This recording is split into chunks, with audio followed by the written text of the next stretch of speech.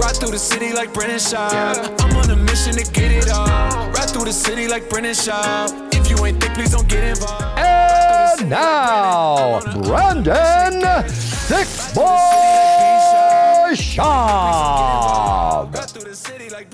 What is happening, kiddos? It is Monday morning. It is May 23rd on this glorious Calabasas, California morning. It is good to see you guys, man.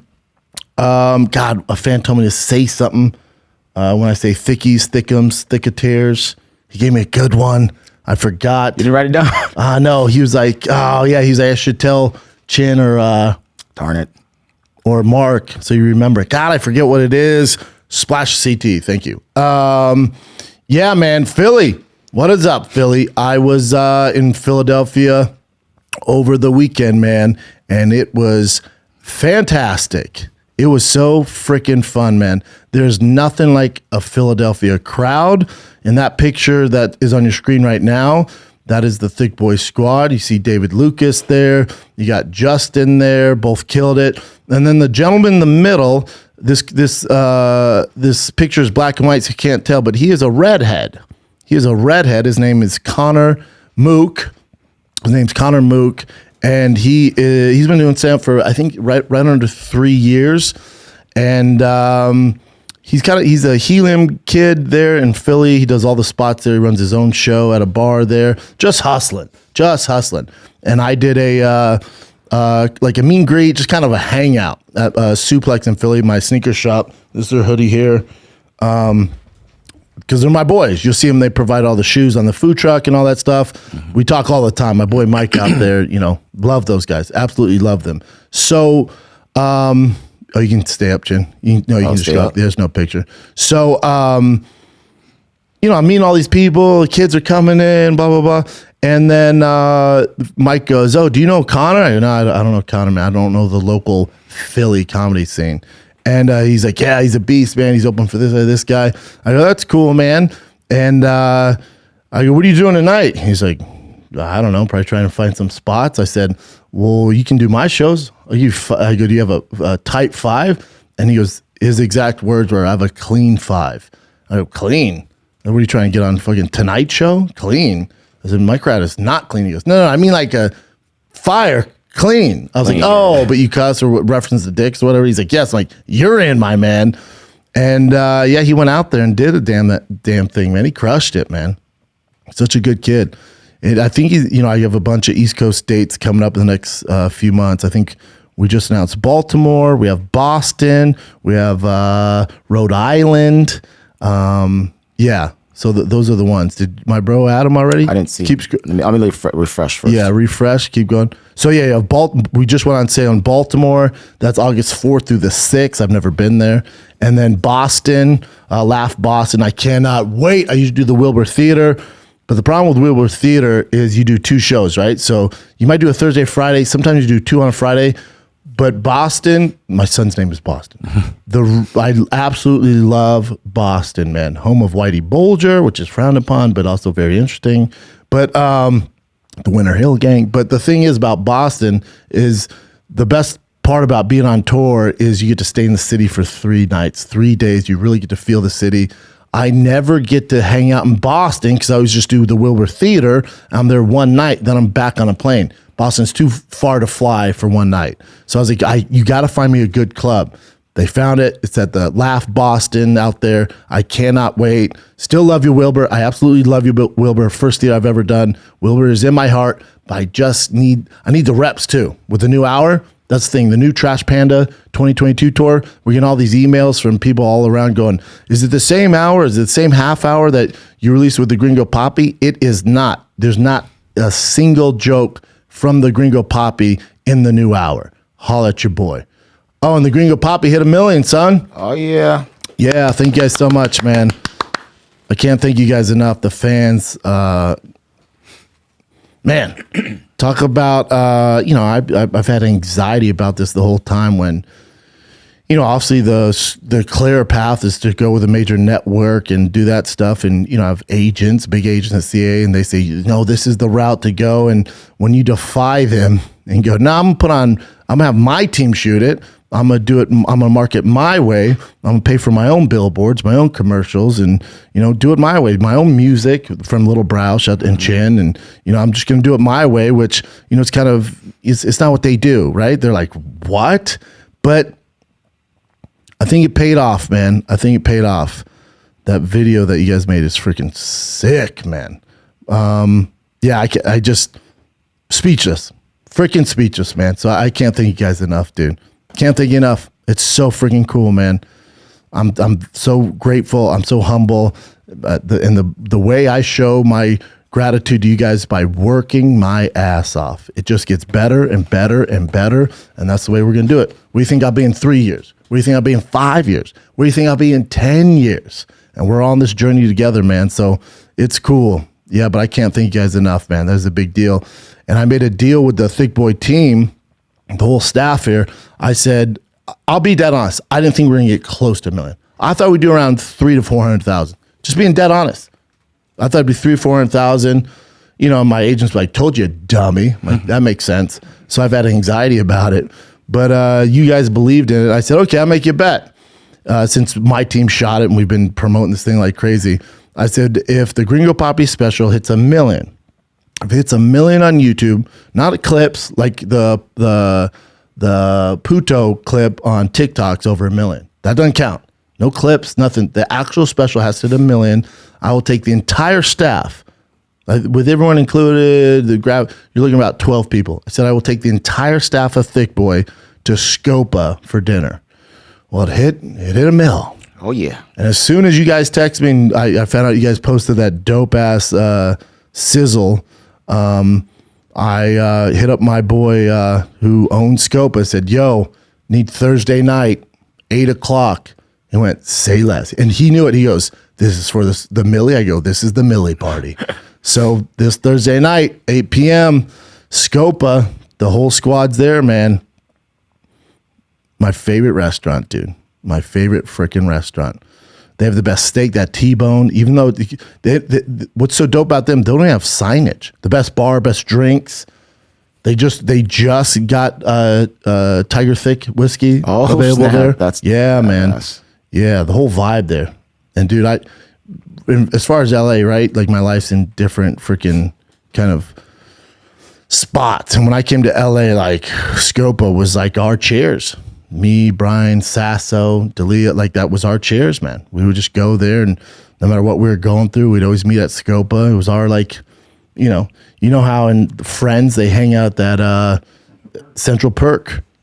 This is our Central Perk with food. And now that I don't live there, I go there maybe twice a year, which is such a shame. Still talk to Marco and Pablo all the time, but yeah, it's my favorite restaurant, favorite vibes, best food. You've been there, right, Jen? I think we went once, right, for like a Christmas party. We went to a restaurant one time with Marty. Yeah, Marty, yeah. So that was Scopa? Yep, that was Scopa. That was like 6 of us. But that food is freaking amazing, yeah. The drinks are awesome. Yeah, drinks are nutsos. And they have a hidden speakeasy where you have to be a member to get in the back. It's like this backdoor entrance. They take your cell phone. And in that speakeasy, it's all like 1960s and 50s. Even no drink is newer than like 1963 or something like that. So it's just like incredible. I mean, dude, nutsos. It's so cool. Yeah. So cool. Pasta, obviously ridiculous. But I'm telling you, the sleeper is the steak.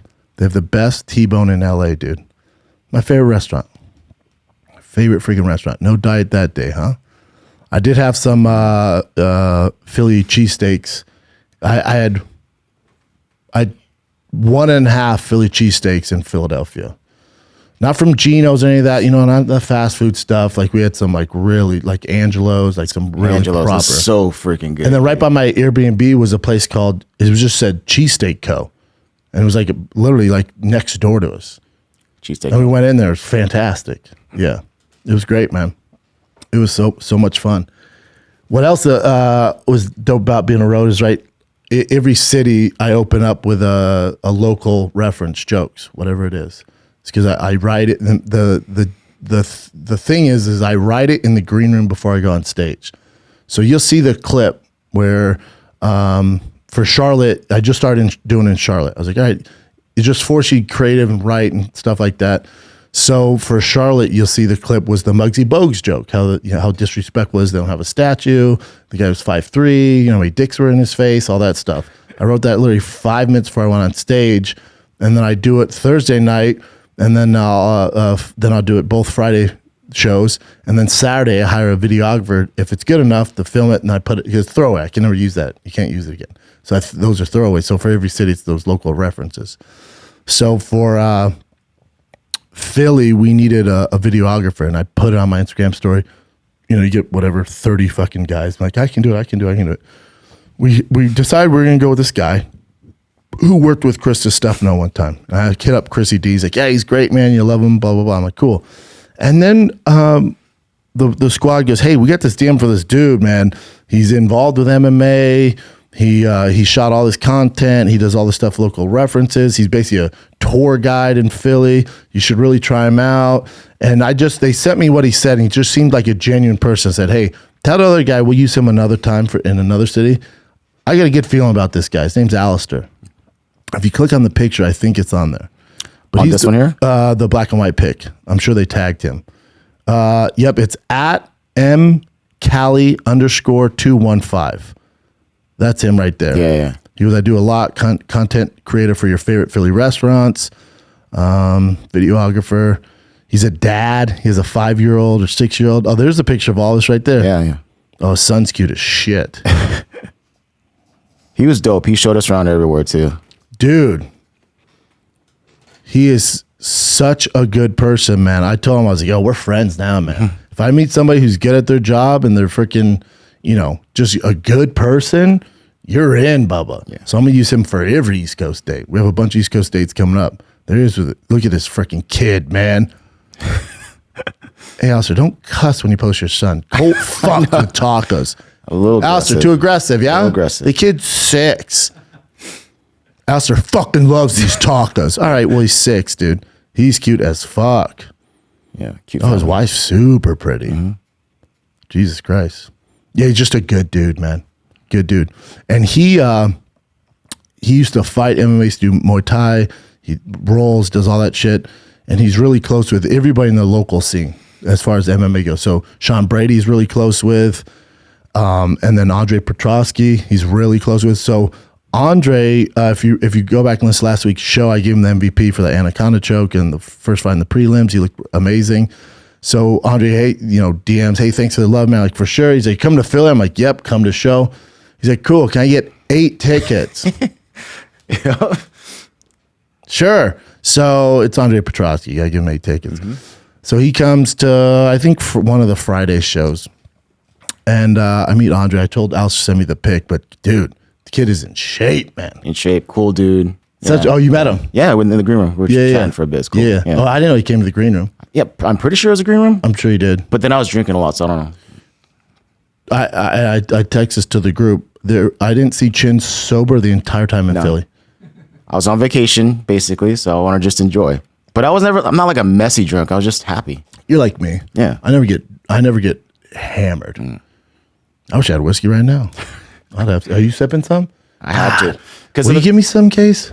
The trip was so... Some ice? I drank so much. I'm like, when I got here this morning, I was kind of like a little shaky. So I'm like, the way to fix it, a little bit of this. Yep. Yeah. Yeah. You're an addict. So that's cool. Yeah, I've told you before. I am. Don't go crazy, though. Nah, don't go crazy. You just got to, control the madness. Yeah. Just, you never want it too far right, too far left. If I veer a little bit, it's kind of like politics.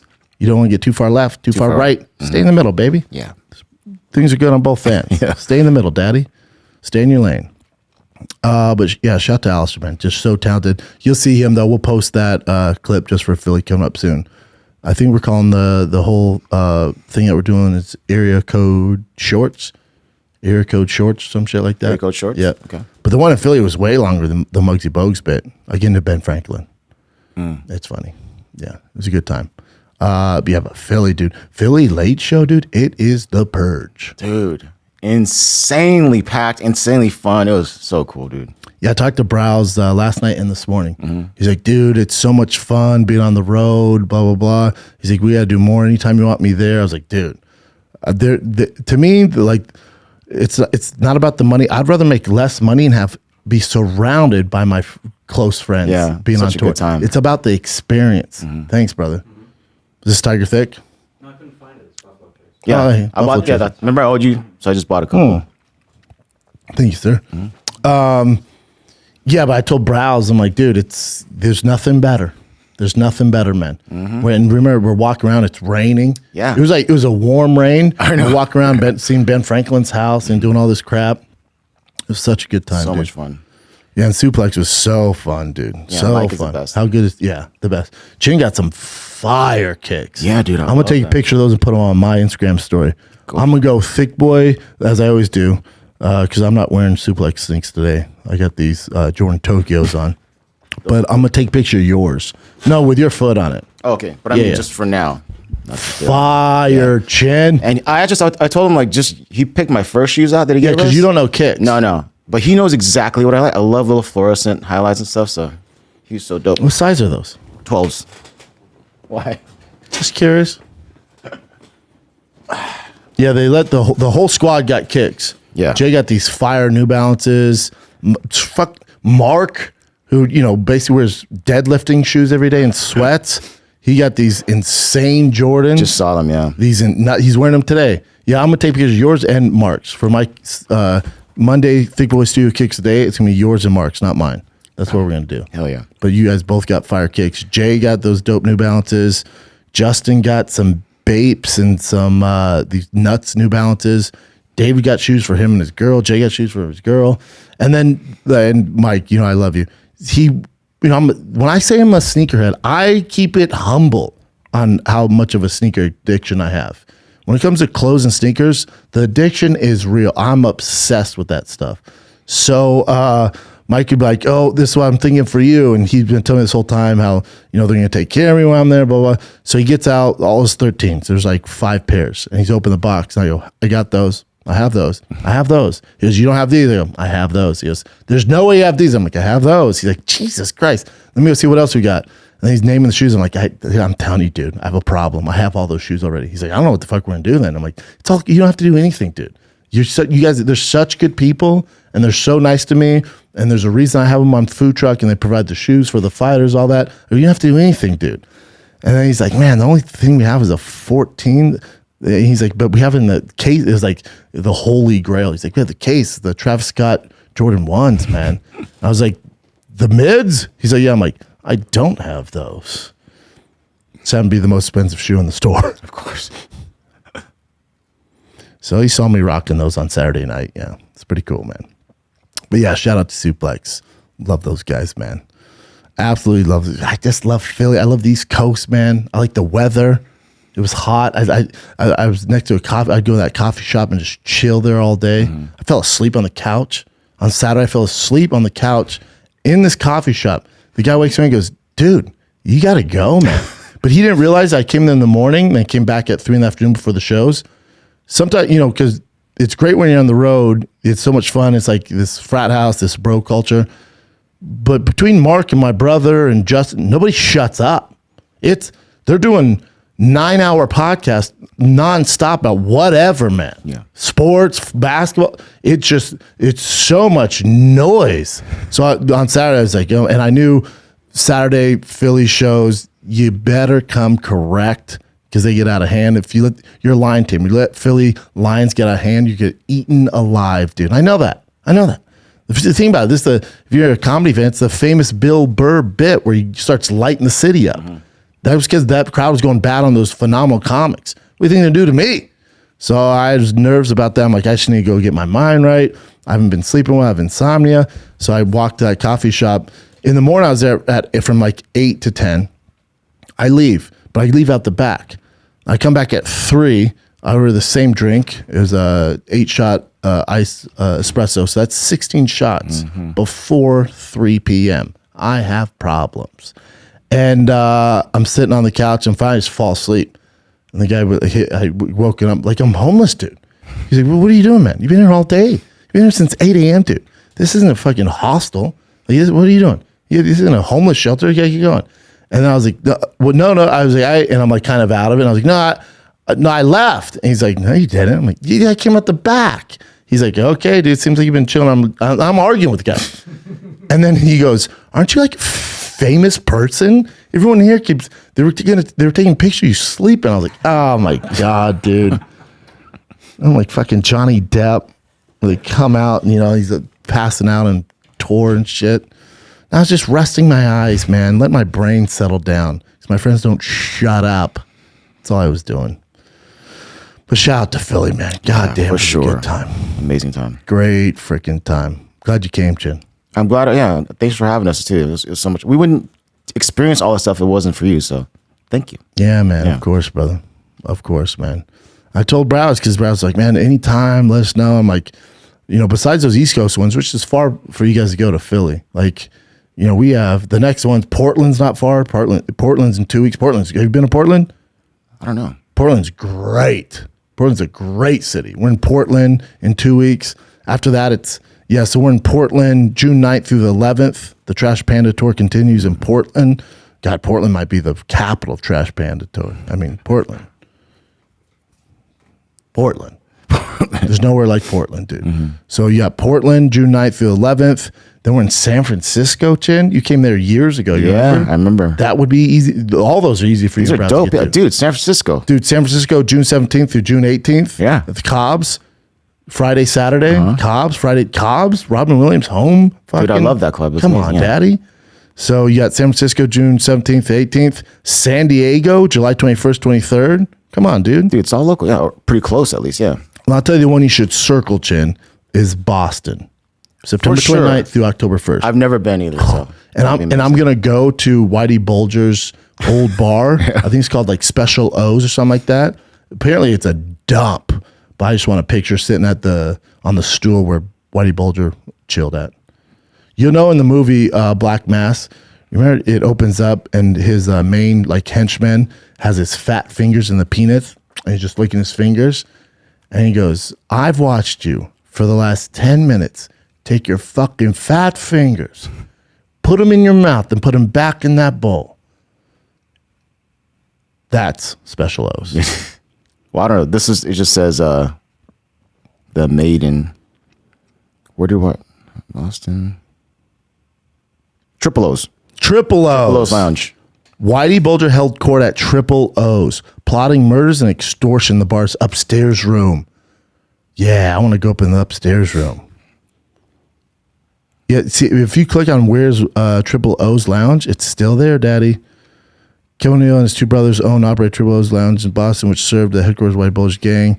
O'Neill used the bar as a front for the gang's money. Pretty sure it's still open. Oh, there it goes. It says this Triple O's South Boston is still open. Click on that. Closing is now an oyster and tacos restaurant. Shit. Those are still good though. Tacos and oysters. Tacos as long as you're there. As long as you're there. Tacos and oysters? Not together, but I mean, I love oysters and I love tacos. Shit. I was under the impression it was still open.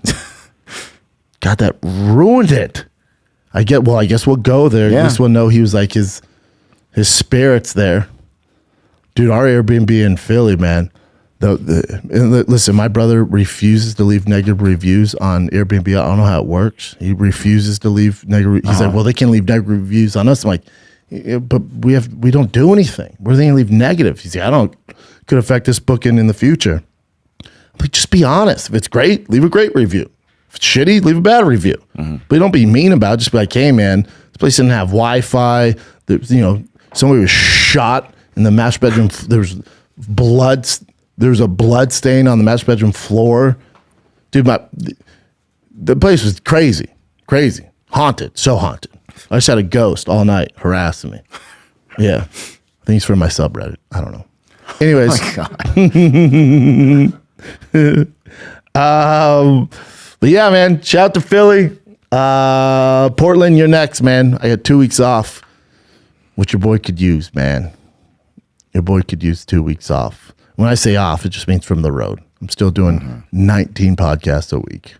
But yeah, I get to see my son every night, take him to jiu-jitsu tonight, Car show's on Sunday. I can't wait, dude. Cool, man. Can't freaking wait.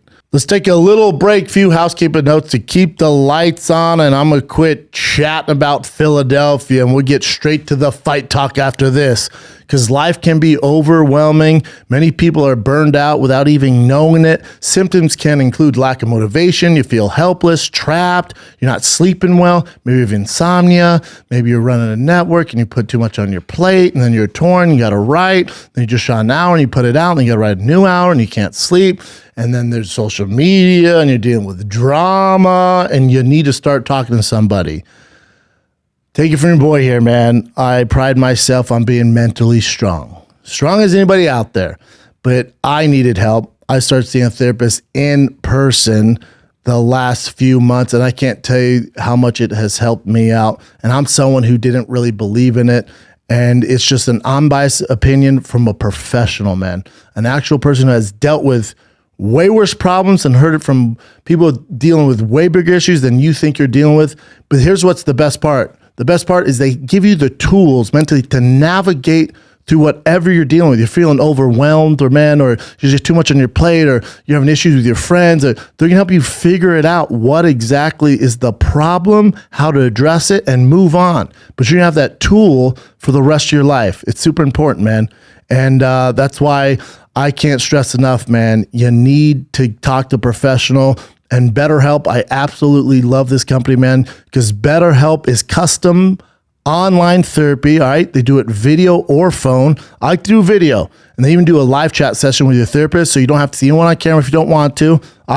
Phone's not good enough. I like to see them eye to eye, all right? It's much more affordable than in-person therapy, which is very expensive.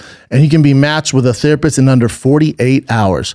Schaub Show listeners and viewers, you get 10% off your first month at betterhelp.com/Schaub, SCHAUB. That's BetterHelp, HELP.com/Schaub. Oh, this one's fun. Listen, man. Maybe you're at the gym, you don't have a trainer, you're doing it yourself, you're not seeing the results that you want.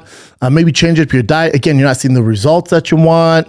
Or maybe you just don't want to go to the gym, you don't have motivation. What if I told you there was an app where they have a special algorithm that learns your goals, your experience level? Maybe you're new, maybe you're a beast, right? And then they craft it just for you. It's uniquely crafted for your body type, man. That's what this app does, baby. And what I'm talking about is FitBod. FitBod, you download the app on your phone, Android, iPhones, they got it all, man.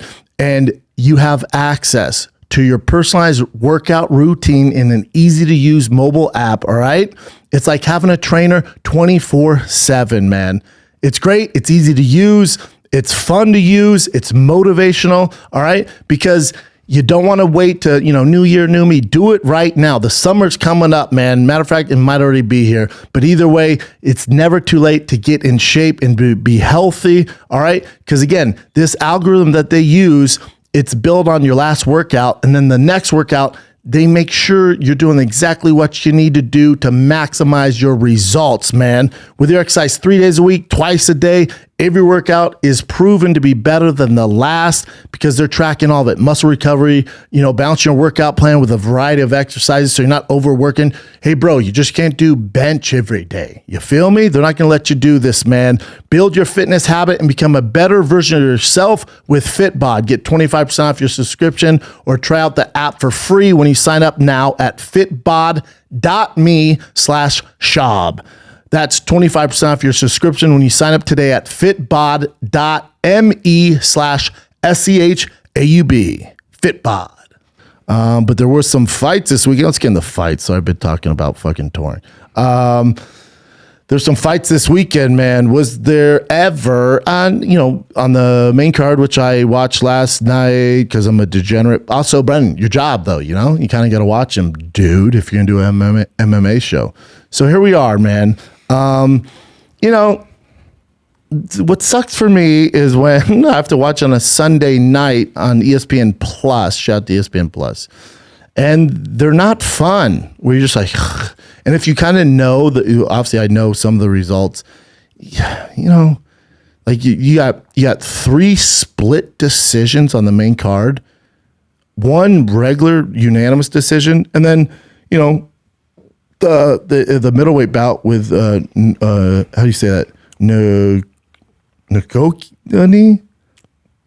Chidi Njokwani. Yeah, dope ass elbow. Yeah, first round KO. So that was fun. But other than that, dude, the main event, co-main event, you know, and I'm sure it's in your current events there, Chin. But it's just like, you know, they're not gonna blow your hair back when you got to rewatch them. You know the results. There's nothing worse, dude, when there's these boring fights. The narrative on this card, though, is we have a judging problem. Yeah. And I know DC gets into it. Yeah. And listen to DC. Listen to DC. Don't listen to these MMA heads who have never fought before. Don't listen to, you know, these ESPN suits and stuff like that. And my issue is the narrative for so long when we talk about judge and we go, can't leave in the hands of the judges. I remember Dana used to do after weigh-ins, he'd get all the fighters together and go, you know, these judges suck, man. Don't leave in the hands of the judges. Yeah, no doubt. We're trying, man. It just so happens we're at the upper echelon of fighting, dude. Of course, I want to walk out there and head kick him and get out in 3 seconds and get the bonus. Mm-hmm. That's the plan. If that's your goal, it's very rare that happens. That stuff happens when you're not expecting it. If you go in there expecting it, you're going to get your nose shattered, and some Croatian is going to give you 19 stitches on your eye, and you have to reconstructive nose surgery. You're going to be in for a fight. So having me and Crow Cop was like, I'm going to starch this dude. No, you're not. It happens when you're not looking for it, man. So, you know, listen to DC. He's literally one of the greatest to ever do it. The guy has been around combat sports, whether it's wrestling or mixed martial arts, since he was a freaking kid. He is an expert. He has his doctorate degree in mixed martial arts. There's nobody more educated, well-spoken in the game. I don't care. These analysts, this guy works for ESPN, this guy works for MMA. I don't care who it is. DC has walked the walk at the highest level in every aspect at multiple weight classes against the biggest names on the biggest cards and has passed the test. When DC speaks, it should be the end of the story. I don't care if it's coming from, I love Big John. I don't even know, this is no shade on Big John. I don't care if it's Big John. I don't care if it's Dana White. I don't care if it's a current fighter right now. There's nobody better in the game. There's nobody more educated. DC's not doing this for clicks. You know those pods and those personalities, whatever it is, comedy, fighting, YouTubers, they thrive off drama. They don't have the talent to do it any other way. They have to get the clicks through the drama. They're basically TMZ. They do it for the drama. There's no longevity in that. And nobody's an actual fan. They just want to be part of the drama. Nobody's a fan of that. They like the drama, but they sell merch off the drama. Let me know how it goes for you. You're not going to create an entire career off drama. DC is a no nonsense type of dude. He doesn't do anything for clickbait. Love Chael Sonnen, one of the top 5 favorite people in sports. You guys know how my love for Chael Sonnen is on fucking real. But Chael does the clicky stuff. I can't do it. I literally can't do it. We've tried here. It's not for me. It's not. It gives me anxiety. It's not what no, it's not what I do, man. Oh, you get more views, then I don't want more views. It's not what I do. I just can't bring myself to do it, man. I can't. So DC's the exact same way. So when DC talks, everybody should listen and you should take it as word, dude. He's been in there. So this is Daniel Cormier's thoughts on the judging in the main event and another fight on that main card, the open it, that went to split decisions regarding the judging. And again, this long rant about all this shit and, you know, how much I love DC and how he's the best, all that. This all starts with, there seems to be this narrative in mixed martial arts where we're okay when we just chalk up to the judging sucked, but nobody ever does anything. Ever. Notice Dana every time, judge, you can't leave in the hands of the judges. Dude, I'm fucking trying, dude. I'm trying. It's just the guy I'm fighting is really fucking good, dude. I can't get him out of here. Sometimes I have to depend on the judges. Can you imagine if, whatever sport you like, soccer, football, if they went, yeah, can't depend on the refs, man. You just can't. They're gonna do what they do. That's not good enough for me. We wouldn't put up with it in any other facet at a high level. The UFC is at a high level. This has come. It's been coming a long time, and finally, it's at a threshold where everybody in this space, whether you're a former fighter who rants into a camera like me, or you're a current fighter, or you work in marketing for the UFC, or you're Dana White, or you're Big John McCartney, and you're Josh Thompson, and you have a large platform. If you're Ariel Helwani, you're Luke Thomas. We have all got to just quit saying, can't leave in the hands of the judges. That's not okay with me, because it's ruining fighters' careers. They're getting half their paycheck because these judges don't know what they're doing. We have got to address it. We have to. How long you want to wait? It's a huge issue in the sport, and we all know it. I don't know anybody in this space who goes, the judges, they're trying their best. Never. The judges, man, they're pretty good. Never. We just all go, yeah, they suck. What can you do? No, that doesn't work for me. The reason boxing is dying, although it's kind of on a rise now because of Jake Paul. I'll say that again. Look at the analytics. The reason boxing has become more popular than ever is because of Jake Paul. That is black and white. You can hate on the guy you want. The reason boxing views are up is because of Logan and particularly Jake Paul. Boxing needed that to get people to fucking tune in. And a big problem with boxing is corruption. So you look at Canelo, Triple G. Remember those fights? Mm-hmm. What? Some fights you look, you're like, how the fuck? Yeah, they have their hands in their pocket, dude. It ruined the sport. Learn from that, because this can ruin this sport. But we all, including the fan base, we're all held accountable. I'll take ownership. I do it. Even when I was fighting, like, man, dude, I beat Andre Arlovsky. I beat that guy. Mm-hmm. They gave it to Andre Arlovsky. He's more famous than me. Way more famous than me. Especially at the time. Way more famous. They gave it to my fame, dude. That's not okay. But again, in my head, I went, I should have done this instead. I should have done this instead. No, dude, you shouldn't have. You should be okay with it going to a professional, paid fucking jury of 3 who are supposed to be experts. The problem with the sport is, though, is there, Big John, who wrote the rules. So listen to Big John. He wrote the rules. The issue is each judge has their bias. So one judge might think, and this is what happened in the main event, which is why I'm doing this long rant on fucking judging. In the main event, if you watch that and you're a person who thinks whoever did the most damage won the fight. So if when they are on their feet, this person is inflicting more damage, that's my number one criteria. You're going to give it to the other person. Now, if you're a person that goes, okay, Holly Holm controlled the octagon more in the clinch. For over 10 minutes, she had her back against the cage. That's octagon control. Even though she's not doing damage, that is octagon control. Because when you think about it, that girl that Holly was fighting, what's her name? Caitlin Vera, and this is no shade on Caitlin Vera. This has nothing to do with her. This is just an example. Caitlin Vera does not want her back against the wall. Her entire training camp, I guarantee you, they didn't say, hey, let Holly control you in the clinch and keep your back against the cage.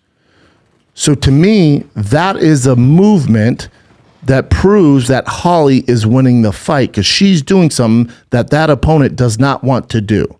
That would be octagon control. That would be control of the fight. That the narrative should be that Holly is controlling the fight, making Vieira do something she does not want to do. To me, that goes farther than, let's say, the 4 minutes they're on their feet. Even if she wobbled her in those 4 minutes, she's trying to win the fight, get her out of there.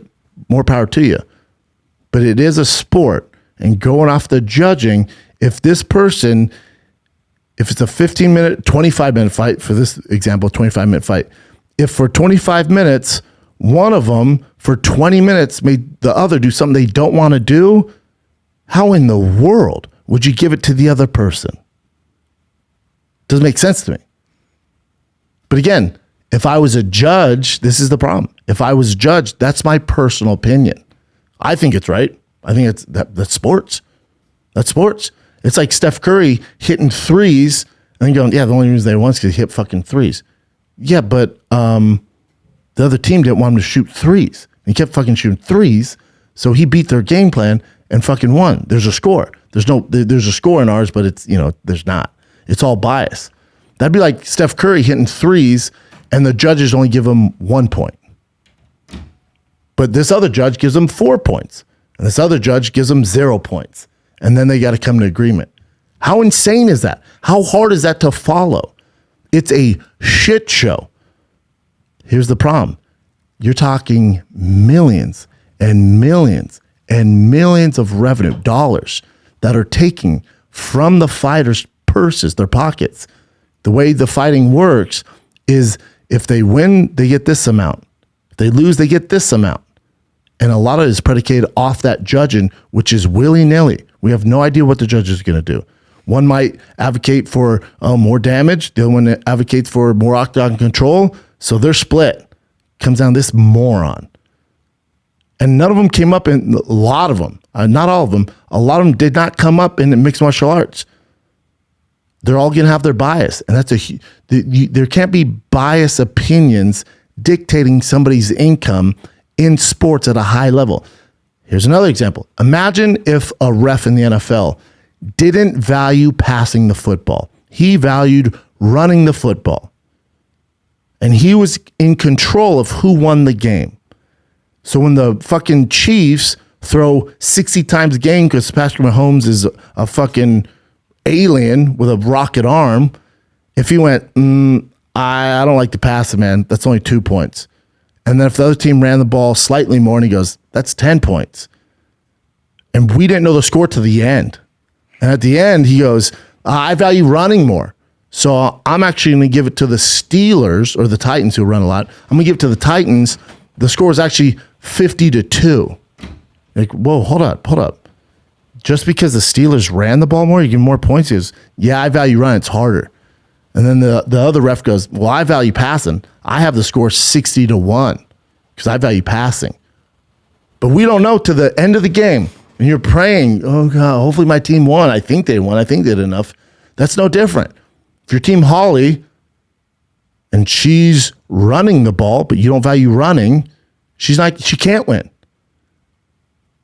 So if you're a coach, you're going to look, obviously the game plan is to knock them out every time, but it's tough to do.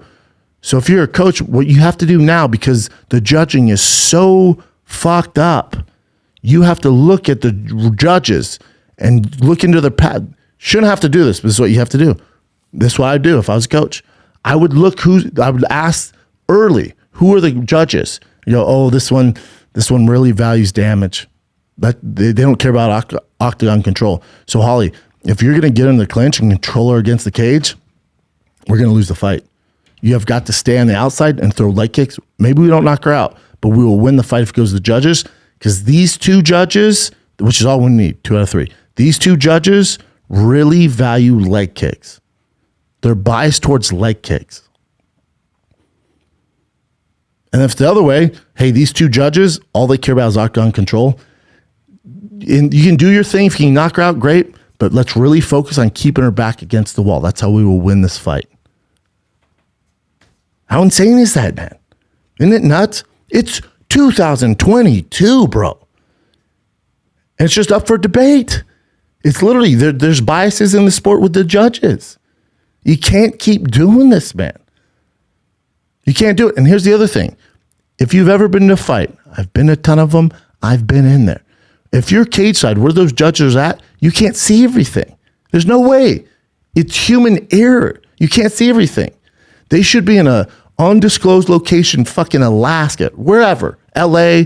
They could fly them in the city, fly them to fucking Vegas, put them outside the strip in a closed facility, which it's more than 3. So it's better. It was 5. Do 10. So we know exactly who wins, you know? They should not be cage side because they're going to be swayed. Because remember, they're human. So if they can hear the coaches, so if you're listening to, I keep forgetting, Vieira's camp, if you listen to his coach, it's going to sway your opinion. If that coach going, you're losing every single round, girl.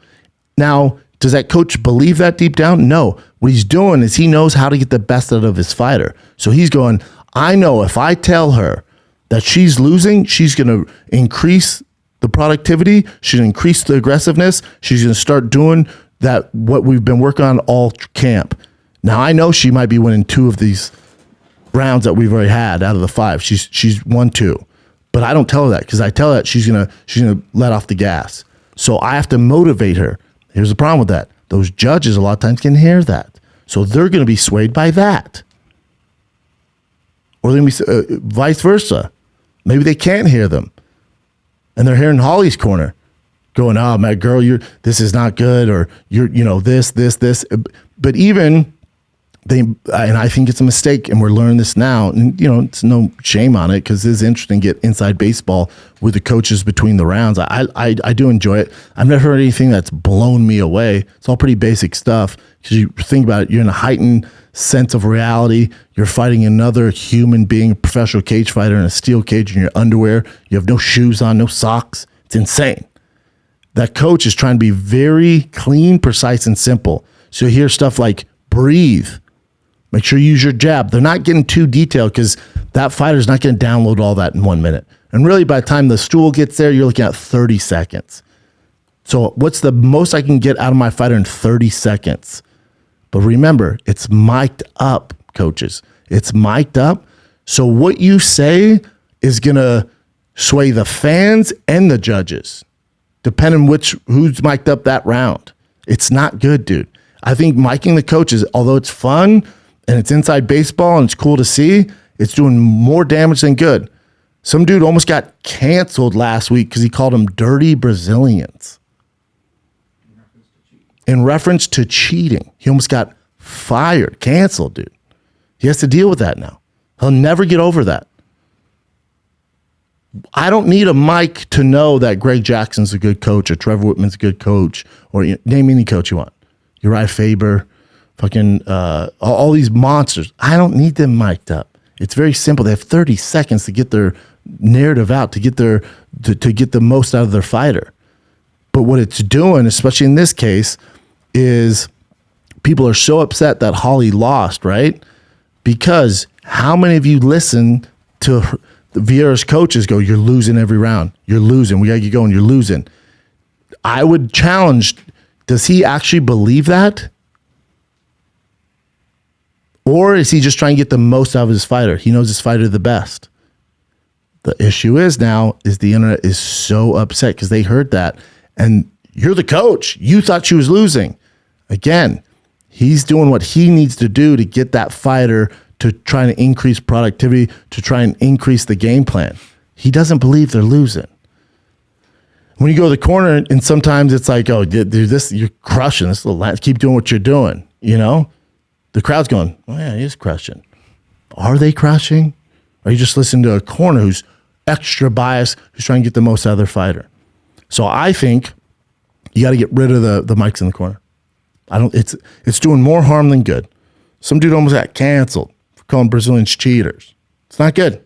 And this side we're in, and everyone wants to, pick out everything they say and try to cancel people. You're going to get these coaches into trouble. Remember, most of these coaches used to be cockfighters. They're going to say some wild shit. And sometimes a fighter needs some wild shit. It's like, remember Mark Henry was coaching Marlon Moraes? Remember that? And he's against Henry Cejudo. He was lighting him up. And then Henry Cejudo just took over, started to break him. Nobody knows that fighter better than Mark Henry, who is, to me, I would say the best coach in the game. Top to bottom, detailed, all around, the best. Faraz is up there. Greg Jackson. I can name all the coaches you want. But personally, to me, again, I'm biased. Personally, to me, it's Mark Henry. I've been with all the coaches. I've never seen anybody like Mark Henry. Mark Henry is our Vince Lombardi. Mark Henry is our Nick Saban. He is, at the time, I don't know where now, but at the time, obsessed with the X's and O's. I went there for my Crow Cop fight for a week because I heard how great he was. I get there. I'm in jeans. He goes, hey, can you come down to the basement? I'm like, yeah, I guess. I meet his family, just a great family. He owns, I think it's called Pino's or something like that. This great pizza place. He's a religious dude. His wife is great. They're giving me food. They're just the most endearing, loving people of all time. Super religious. Like, it's such a loving environment, positive. And he works with just these savages. And I get there off the plane from LA. Oh, I'm sorry, from Denver at the time. From Denver to fucking New Jersey. They're in New Jersey. I stay at his house. I'm 30 minutes removed from a 5-hour flight to New Jersey from Denver. 4-hour flight, maybe. 4 hours. 30 minutes. He goes, can you go to the basement? I'm like, what? And he goes, take your shoes off. I'm in jeans. I'm dressed like a fuckboy. I got tight jeans on. You know what I do. This is what I do. I haven't eaten yet. The food's getting, his wife's making food upstairs. He goes, I just want you to move around. Shadow box for me. For 45 minutes, I'm dripping sweat, shadow boxing jeans and a fucking t-shirt. A nice t-shirt. And tight jeans with no shoes on in his basement on the cement. He wrote 20 pages of notes on what I'm doing wrong, what I need to improve on, and then took that and the next morning in the gym, implemented and made sure I tightened things up. He was one of the reasons I beat Mirko Crow Cop. He was one of the major reasons. He picked up, he goes, hey man, here's what you need to do. Those double legs, those early double legs, that's all Mark Henry. It's all timing. I spent 1 week with him. That's how good he is. So if you remember Marlon Moraes, going back to nobody knows their fighter better than the coach, if they know him well, remember Marlon Moraes started off lighting Henry Cejudo up, and Henry Cejudo, you're not going to break Henry. It's impossible. ISIS couldn't waterboard that man and break him. It's not going to happen. There's guys like that in the UFC. Just the mentality of these guys, that's what separates these guys. Everybody has skills. It's the mentality. You're not breaking DC. You're not breaking John Jones. You're not breaking Izzy. You're not breaking Alexander Volkanovski. You're not. It is literally impossible. Can't happen. Can't break them. Never going to break them. No matter how many times you take them down, no bad position, they always will find a way to figure out and come back. The only thing that hurts them is sometimes the clock runs out. You're never going to break them. They could go 100 rounds and Khabib's taking down over and over. You can't break them. You got to put their lights out or choke them out. So with Marlon Moraes, who had all the talent in the world, former world champ, World Series, comes to the UFC, they throw him to the fucking Wolverines. You'll remember in that, Mark Henry goes, think about your mom. Remember this? He pulled the fucking emergency cord. He goes, dude, this is how bad it got. He goes, think about your mom in the favela right now. And you're here. And you're thinking about fucking quitting. Think about your mom. You have 1 round left. And then he goes out there and, he quit. Henry Cejudo made him quit. The point of that is if you're listening to that and you're a judge and you're going, oh man, that's intense. Mark Henry's saying, you'll think about your mom favela? This offseason isn't going well. So it's going to sway, it's going to sway you, man. Like I said, it's very rare those coaches say something that's going to, be a light bulb where that makes sense. That's why Holly's holding against Cage. Oh, I got it. Never, dude. Never, never, never. It only hurts the fighter because it's given a narrative, especially online, where a lot of this hate lives. A lot of this against Holly has nothing to do with it. It's this narrative. So DC, let's get to DC. DC says, that is where I think the judging gets fucked up a little bit. It's even rarely cusses. Where does he do this at? His YouTube channel. DC's, you can cuss on YouTube.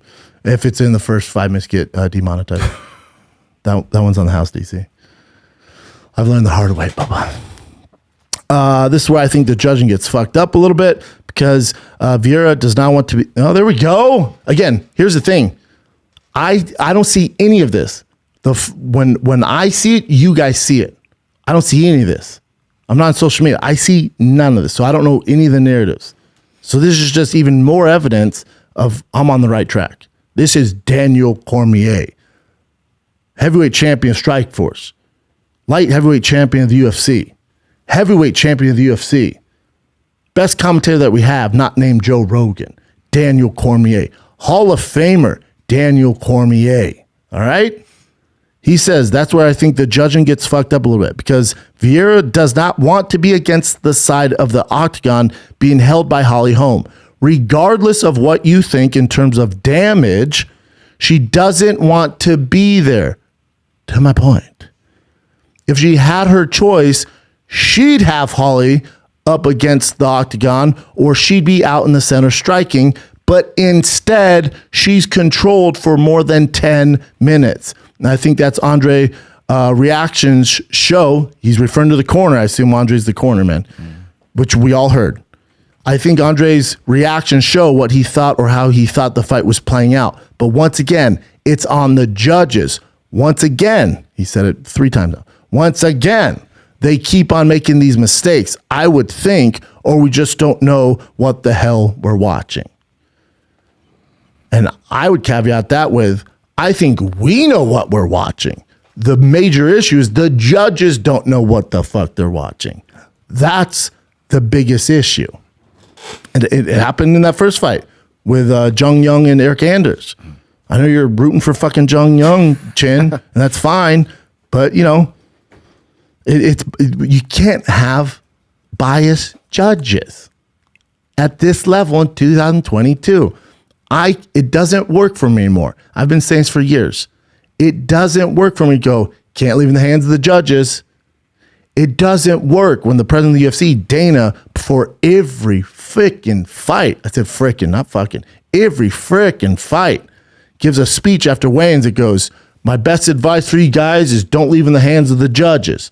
Now, he's saying that for 2 reasons, being the owner of the UFC. I think he's just the president now. There's different owners. He's lost stock, though. Anyway, he goes, the reason he's saying that, don't leave in the judges, because now this narrative, right, sucks for Holly, sucks for Vieira. It's not cool, dude. But also, don't leave in the judges means fight to win, fight to take chances, fight to be exciting. Because when you're exciting, we get more eyeballs. When you're exciting, we get more money. Problem with that is when you're exciting, you open yourself up to you get finished faster. So there's this, you know. So remember, love Dana. I have no animosity towards the guy at all. He's done a phenomenal job. Best to ever do it. Kudos to him. All the money in the world. But remember, he's the president of the UFC. He wants exciting fights. Even though he knows that the judging fucking sucks, that's why he goes, it gives him more credit when he goes, don't leave in the hands of the judges. We don't know what they're going to do. Instead, his number one journey before he leaves this world, before he leaves the UFC, which I don't think he ever will, but before he leaves the UFC, if I'm Dana White, we're set on money, dude. They've never made more money. We have all the talent in the world. Everybody wants to be here. Before to leave his mark, fix judging. How about that? You've already done it, dude. You've taken the UFC from this small niche sport to one of the top 5 in the world. Kudos, check. You've taken this company that was a $2 million investment and valued at $4 billion, sold for $4 billion. So that's what it's worth. $4 billion. Kudos, check. You've taken a guy in Conor McGregor that became the most famous athlete on the planet due to your wittiness, your smartness, your IQ. A lot of it has to do with Conor, don't get me wrong, but a lot of it is Dana White. Dana White had the hindsight to go, I'm open to Floyd Conor. Even though we know Conor wasn't going to win that fight and it could be potentially a black eye on the UFC, he was still open to it. It's one of the most watched fights of all time. It made Conor even more famous, which brought more eyeballs to the UFC. Kudos, check. You even implemented women's fighting into the UFC, which you said you never were going to do years ago, but then you did it with Ronda Rousey. You've changed the game forever. Now some of the women are the best, biggest, most highest earning, famous people on the planet. Check. Kudos. We have all that. Your first ballot Hall of Fame for sports entertainment, hands down. You're the closest thing. You are by far the closest thing to Vince McMahon in the WWE. And he's predicated his business model off WWE, which, you know, is insanely successful. You've done that. Check. Kudos. All that. Dude, when you pass away, Dana, they're going to build a fucking statue on the Las Vegas Strip. It's going to be massive, dude. Like you're fucking Ben Franklin in Philadelphia. Like you're Rocky Balboa, but you're a real dude. They're going to put that somewhere in Las Vegas. I guarantee you when you pass away. I bet you're so successful, you're so good at your job. I bet you they do it in the next 5 years in Vegas. That's how big of a deal. That's how smart. That's how successful you've made this company. Check. Kudos. But your number one goal, if you want to leave your mark, which you've left a huge mark, all kudos to you. You've left such a big mark. It looks like my undies when I wear whitey tighties. I got streaks. You've left so many great streaks. So many streaks. But the one streak that will change the game forever, dude, like the starting line of a NASCAR track, the one streak that you need to do, my undies do look like the starting line of the Indy 500 sometimes at 38 years old. 39. I always forget that. At 39 years old, there's a reason why I wear camouflaged underwear. There's a reason why I don't fuck with white underwear. I only do dark colors, daddy. And that's a cheat code for you boys out there. All you grown men, I know it's tough. You got those hairy asses, stuff like that. Manscaped.com, promo code SHOP. You got those hairy asses. Use that lawnmower 4.0. Get rid of that Jumanji jungle between your legs. I feel you, dog. It's tough. You try to wipe clean. Sometimes it's mission impossible. Sometimes it is so difficult. I'm better at fucking calculus than wiping my ass. And I have streaks, dude. At 39. I'm a father of two with streaks. You know how that makes me feel as a man? But for Dana, you want to leave your biggest streak, and you have so many streaks. So many successful streaks. The biggest mark you can do is fix judging, but you pay it no attention because and now the caveat with this, and if I'm Dana, this would be, if he hears this and they're in the meeting on Thursday or Friday, when the fuck they do their meetings, there's no big fights this week, right? So when the team gets together, like, hey man, we've listened to Schaub, he's the best in the game. I don't think he would say, he'd be like, you're fired, get out. But this is how I picture it in my head. Hey, listen to the Schaub show, man. Yeah, you should subscribe, Thick Boy. Oh, he's special, just went over 1 million, Dana. Yeah, he's crushing it, man, even though you've tried to kill him. Yeah, so he was saying that you've done all this stuff. He's giving you so many compliments, man. Then he went on this weird rant about how he has streaks in his underwear at 39. Sorry, that's besides the point. But he was saying to leave your mark on the sport, you got to fix judging. That's the last thing you have to do before you sail off in the sunset and they build a statue of you. And he made something up like he knows who's going to build the statue, but they're waiting till you fix judging. I think he's full of shit there. His Reddit says he's full of shit. Anyways, so you need to fix judges, is what he's saying before you retire. Dana's going to go, judging is a commission thing. It's not a UFC thing.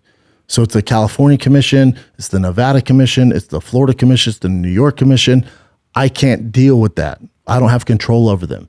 If it was our thing, we would. But you can't. It'd be when you talk about monopoly and conflict of interest, then you're talking about WWE, because WWE doesn't have refs, right? Well, they have a ref, but they don't have judges. There's no judges. But imagine if the Dallas Cowboys hired their own referees. You're not going to get a lot of holding calls. So if the UFC hired their own judges, which is illegal, they would be able to dictate who would win. Then it's the WWE, which we can't have. I get that. Here's the thing, Uncle Dana. Here's the thing, Uncle Dana. Dana. Here's Uncle Thing, Dana. Here's the thing. When you shake the trees, the leaves fall, Daddy. So if you, every time you had a mic in front of your face, which you never met a mic you don't like myself, no hate there, dude. If when you do these interviews, you start coming up with ideas on how to change judging and what we should do, they're going to listen, because those commissions make the majority of their money off the UFC. What else are the fight commissions? What else are they making money off of? Go. Boxing? Absolutely not. There's 6 big boxing fights a year. There are 52 amazing fight cards that the UFC puts on thanks to you. 52. The dollars talk, man. If you go, listen, we're not fighting in this city. We're not fighting in Nevada, which is the capital of the UFC. It's Fight Town Central. If he goes, man, until the Nevada Commission does this, this, and this, we're not fighting there. I guarantee you, if you set that on a Friday, by Monday, they're making changes, daddy. Guarantee it, dude. But the problem is you're already set. And we're under this notion, because we've all been brainwashed coming up in the sport, new age sport, that this is just the way it is. That's the problem. When we all start fighting back and saying, no, this isn't right, dude. There has to be a better way to do this. But nobody gives it any attention because we all assume we can't fix it. And that's the problem. We can fix it. We just got to address it more. We got to bring it up more. We got to bring more attention to it. Just like anything in life. The more attention you give to it, the more you highlight it, the more you show that there's issues with it, the more support you're going to get. It's like if you have a toxic Reddit that's been harassing you for 6 years, never said anything. You just assume, part of the game. It's not, though. It's not. There's hate, then there's harassment. And when you start addressing it and highlighting how negative and toxic and dangerous it is, well, then people go, hold up, dude. This ain't right. We got to do something about this. And then you get more support than you've ever had. And that's the way you can do it. So if Dana goes, this isn't right, let's fix this, people can go, man, he's right. You're the most famous person in combat sports of all time. The most thing about this, and it's kind of it could be a good or bad thing. I'm not saying it's a good or bad thing. I think it's a good thing because there's one constant in the UFC. The most famous people in the UFC are not the fighters. The most famous people in the UFC are Dana White, the president of the company. Dana White, he's a personality. You see him on the Nelk Boys now. He's all Barstool with Robbie. He's all over, man. He's as famous as they fucking get. The only guy who's Mark Cuban with Mavericks and Jerry Jones, about the only people that come close as far as owners. Jerry Buss when he was alive. Maybe Phil Jackson. Michael Jordan owned the fucking Grizzlies for a little bit. The Wizards. No, he played for the Wizards. But when you think about it, who owns these big corporations? Like Roger Goodell's not famous. He basically has to act like fucking Putin everywhere he goes. He has to make sure someone's trying his food before he eats it so they don't poison. People fucking hate Roger Goodell. You ever look how much money Roger Goodell makes? Anyways, the thing is with Dana and with our sport, again, I'm not saying this issue, but the most famous people in the UFC are not the fighters. In every other sport, the most famous guys are always the guys that risk it, or gals, that risk it on the field or inside the cage or inside that on the hardwood floor, on the tennis courts. They're always the most famous. In mixed martial arts, the most famous people are ones that are not fighting. It's Dana White and Joe Rogan. Those are the two most powerful and most famous people inside that stadium, that arena, every single night, no matter who's on it. Dana, especially Rogan, is more well-known than any fighter to ever fight inside the UFC. Not even close. Because their business is not predicated off wins and losses. They're featured on every single fight card, unless it's like a weird fight night and they don't go. But for the majority of the views of the UFC, I can guarantee you there's one constant. It ain't Conor. It ain't Nate Diaz. It ain't Jorge Masvidal. It's not Colby Covington. It's not Izzy. It's not Francis. It's not Alexander Volkanovski. It's not Paige Van Zant. It's not Shevchenko. It's not Amanda Nunes. It's not Brian Ortega. It's none of that. It's not Glover Teixeira. It's none of that. It's not Khabib. There's one constant. Every single major pay-per-view, it's Dana White, Joe Rogan. And they have so much influence. They have all the power. Conor has some power. He needs to win a fight. But in general, fighters don't have that much power. We just chalk it up to nice complaint, especially for Holly Holm, right? She came and said, this judging's ridiculous. I thought I won that fight. People she could have done more, man, to finish it. So you can pick it apart and like, yeah, whatever. If you're a Vera fan, whatever. But Dana and Joe don't play that game, and they have all the power. Their business isn't predicated off wins and losses. It's predicated off them talking and for Joe breaking down the fights, talking about the fights, being a personality. For Dana running a business, but they're the most famous. So if Dana and Joe go, hey man, we got to make a change between the two of them, are you shitting me? If they said it today, let's say Monday, by Wednesday morning, there's going to be changes. But again, even Rogan, even Dana, everybody who's majorly involved in the sport, fucking Endeavor, who owns, WME, yep, who owns the UFC, all of them included, go, these judges, man.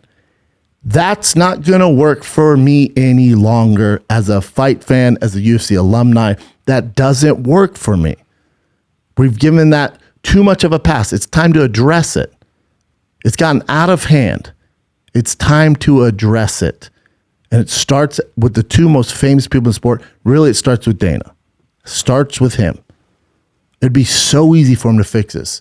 Again, dude, like I told you, back to the streaks in your undies. You have a lot of major streaks. Kudos to you. You have all the money in the world. Before you leave this sport, before you leave this earth to wherever you're going to go, if you're an Elon Musk fan, which he is, you think we're in a simulation, and you're probably not going to do anything because then it's like, what's the point? But if you believe in a higher being, before you go up to them big pearly gates, God or Allah, whoever you believe in, is going to have a list there. He's going to go, all right, you turn the UFC from 2 million to 4 billion, women's sports. Hell yeah, dude, that's cool. Wow, what you did for Conor is really cool, man. Oh man, you paid for Bobby Green's brother's funeral. That's fucking cool. Judging though, you never addressed it. I can't let you in, my man. I can't let you in. And your money's no good here. It's the one thing he has to do before he leaves the sport. Has to. I'm going to wrap this up with this. It doesn't work for me anymore going, that's judging, because that's a sheep mentality. That is weak shit, man. This is a huge issue we have to address, and you have all the power to do it. I beg you. I beg the fighters. I beg the analysts. I beg the entertainers who have ranted in the cameras on YouTube. I fucking challenge MMA Junkie, MMA Fighting. Ariel knows this. Ariel's smart as fuck. If all of us, Luke Thomas, Brian Campbell, all the big boys, all of us, if we got on here and until it changed, you bring attention to it, I guarantee you, even though the UFC does not hire the commissions, it's out of the control. It's not out of our control.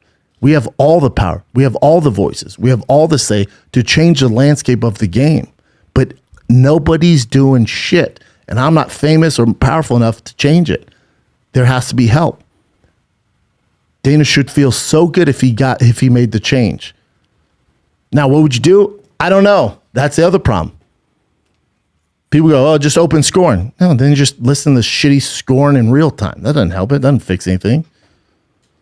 I guarantee you, there's way smarter people who have looked into this and have an idea on how to change it.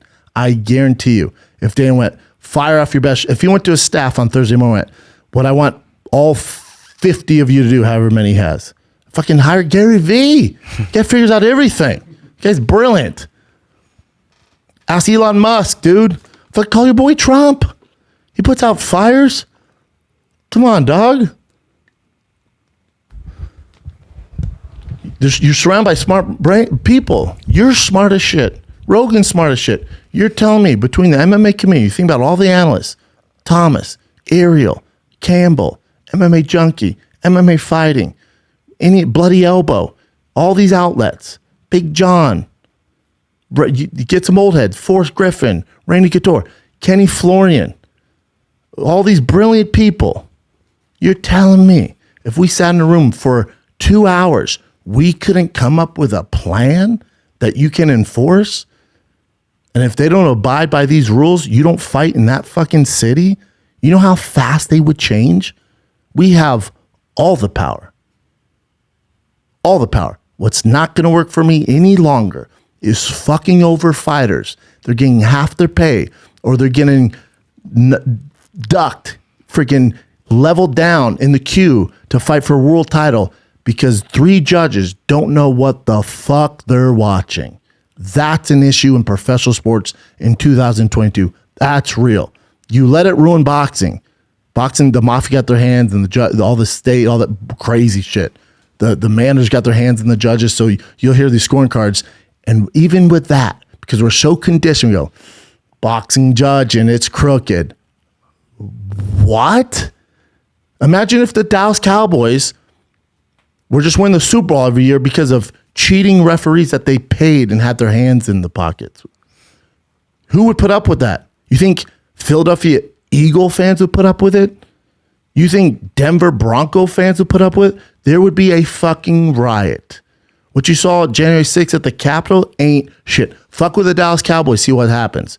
Fuck with the Denver Broncos, see what happens. Fuck with the Chicago Bear fan base, the Pittsburgh Steelers fan base. You want to see people get riled up? Fuck them over where they won a game, but the refs cost them the game. Let me know how that goes for you. There's going to be some changes real fast. No, I guarantee you go into Pittsburgh and they were losing games that they should have won because of judging and refereeing. Guarantee you this changed. I guarantee you that fan base, that massive fan base would not go, that's all right. That's just what we deal with, man. That's judging.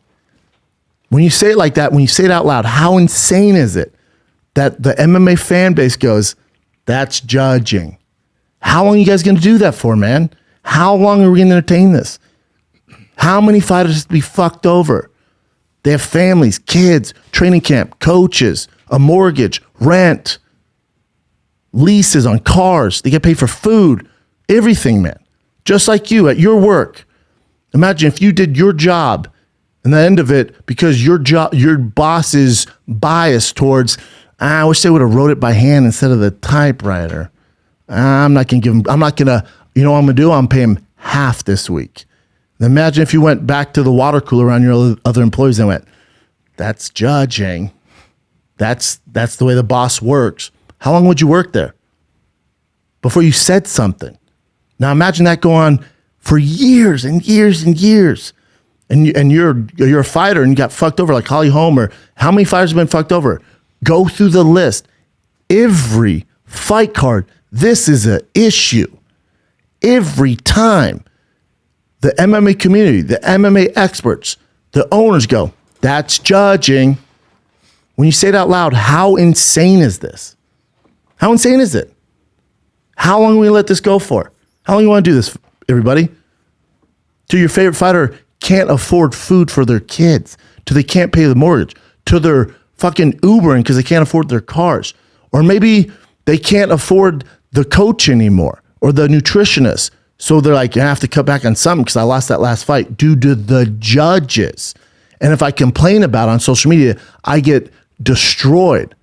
And then my boss, who I answer to, also agrees with, don't leave in the hands of the judges. So what are you supposed to do? The rest of us can make changes. But again, we're brainwashed. We go, can't leave in the hands of the judges. That doesn't work for me. Try and do that with any other sport and you sound ridiculous. Got to make change. Hopefully that fired you guys up. That's my Rudy speech on referees. And the takeaway on all this, which I've been ranting for about an hour about judges. I could go for 7 hours and give you examples. Not going to do that because it's not that I don't care about views, but you got to have some views, right? Or you don't have a job. So I think the takeaway here is, Dana, you got to do something. You have to, dude. You can't stay silent anymore. B, wear dark colored underwear. And that's a cheat code at 39 years old. Someone said, what's the best advice you've ever gotten? I'd say to wear dark underwear because literally, no pun intended, shit happens. Okay? Your boy has streaks. I have streaks. Time I have streaks. Can't help it. That's why I like those new toilets, those bidets. Oh, yeah. They wash your ass. That's what you got to do. That's fancy. That's fancy, dude. I got to get one. I looked in my underwear drawer today. I'm like, dude, I mean, am I Bruce Wayne of underwear? It's just all black. Because I'm worried about getting streaks. You know how embarrassing it is? My wife wants to get hot and heavy. I got to take my, she sees my streaks. Nothing ruins the mood faster, dude. At 39 with 2 children, you're supposed to be a professional. Dude, you get your haircut every 2 weeks. You wear nice cologne, dope sneakers, jeans. You always chains, classy, got tattooed. You good looking, dude. You have shit streaks? She's out, dude. She's out. I need a bidet. Get a bidet. So I'm going to start a GoFundMe. Just get a bidet. But now, I hope you guys enjoyed that rant on fucking judging, man. I would love for somebody to argue those points because I'm here for it. Your boy's here for it. I've never met a fight I don't like. Not physically. Don't want to get in a fight with anybody physically. Verbally, I'm in, dude. I'm like the Forrest Gump of lawyers. Sometimes I make mistakes. Life's like a box of chocolates. Again, back to the streaks and the undies. Sometimes, you know, you think you got it all, and then you're hanging out all day, and then you drop something. You bend down, like, it smells like shit. It's the streaks in your undies, daddy. Don't get me started on toilet paper, dude. Again, that's why I need a bidet. Because sometimes you're wiping your ass, and sometimes at the Thick Boy Studios, where you pay a very high mortgage because you own the place, sometimes you would think they would have 5-ply whatever toilet paper, but they decided to go cheap this month, and your stupid thick bratwurst thumb pops through the fucking toilet paper and goes right in your asshole. Yeah, well, it's a mess down there, so you get a little dookie on your hands. It's impossible to get that smell off. If I was in the cologne business, I'd go, what shit have in it? Because it will stay around all day. We need whatever creates the shit to stick around. We need to formulate whatever that is, put in cologne. Because your hand will smell like dookie for an entire day. That's real, dude. There's nothing more powerful than human feces. And that's why I did this show. So again, the nugget for you guys is A, get a bidet if you can afford it. B, wear dark color undies. And C, quit giving in to the narrative that judges part of the sport. What else you got, Jen? Fair enough. That's a great rant, dude. Damn, that was a really long rant.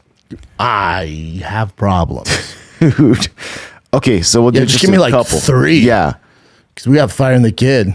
All right, so I got a meeting. I got a guy waiting out there. Oh, there you go. Well, remember, this wasn't supposed to happen. Anderson Silva and then Floyd Mayweather, because the president had passed away. Yeah. So it did, and it actually ended up happening. And then I think Anderson got a knockdown or a knockout, and then I think Floyd beat his sparring partner. Yeah, hit him hard Floyd with Mayweather. Or left hook. How bad do you need money? It's like, you know, I have a bit about it in my act. You know, I have insomnia. I can't sleep. I have anxiety at 39 now, which is so weird. When I started to have kids, you worry about everything, and it's leaked over into my sleep, so I can't sleep a lot these days. Sucks. That's why my face is this way. That's why I torch called Trash Panda, because I look like a very tired panda. And when I say trash panda, I don't mean a raccoon, you fucks. I'm talking about a fat, thick panda mowing through the trash at all hours in the night. And then he wakes up, and pandas have black eyes. I look like a trash panda. I've been mowing through the trash all night, worried about the world and politics. I can't sleep because my kids, the world's dangerous. So I look like a thick trash panda. That's the tour name, Trash Panda. Now you know. We got merch coming too. But yeah, with Anderson, but with Floyd Mayweather, otherwise I can tell you, how much money do you need? Yeah. That's what bothers me a little bit when people are like, and I've worked with Floyd, brilliant fucking dude. Can't read, but brilliant fucking dude. He just didn't focus on reading. All right, cool, dude. You don't have to read. You don't have to read. Speaks well, articulate. When it comes to businessman details, never seen anybody better. I learned so much just being with him for literally 3 days. When I worked for Showtime, he is such a fucking monster, dude. He's basically the Gary Vee of boxing. He knew every camera angle. He knew, and he allowed the media in. He had to check off who was coming in. I watched him go up to people and go, you're not coming in. And I'm next in line like, oh, I do don't know. He goes, you're good. And I'm like, oh, shit. And I asked a terrible question about Justin Bieber, never got invited back. Trying to be funny. I said, yo, they're talking about like hardcore fight stuff. Yo, is the beef squashed between you and Bieber? Is he walking out? The entire room went. get the fuck out. Exit to the right, fat ass. I went, thank you for your time. Thank you. But when I see Floyd fighting old sparring partners, it's like, don't you have like $1 billion?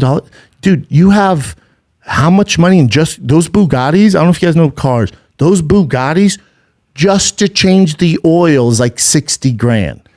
You have to fly a special in from Bugatti either to your house, which ain't cheap. He has to be first class. It's like a whole fee.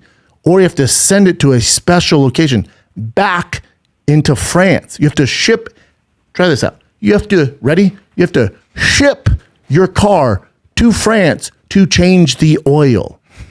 The cars are so expensive. They are so dope. He has 10 of them. 10 of them at least. They're impossible to get. He has 10 of them. It's nuts. So there's no way he can be broke. So when people tell me that I've worked with him, it's like you see his staff, the camera. He's not broke. It's like when they say MC Hammer was broke. MC Hammer was my manager when I was a fighter in the UFC. He was like, bro, what? No, he was like, what's funny is the news like, oh, MC Hammer's broke. He's like, I was MC Hammer broke. I still own 17 mansions when I was broke. I invested in Uber and Facebook from the grassroots. I had those investments when they said I was broke. I was not broke, dude. I was flying private when they said I was broke. So there's MC Hammer and there's Floyd Mayweather broke. Different type of broke. That's billionaire broke. Sign me up, daddy. Sign me up. But what makes me nervous is when I see Floyd Mayweather agreeing to fight his old sparring partner, a guy we've never heard of. You know? You want to see him drop him? Yeah, sure. All right. Yeah, he still looks really clean too, so check it out. Floyd's in the green shorts? Yeah. Ooh, nasty body shot. Work out.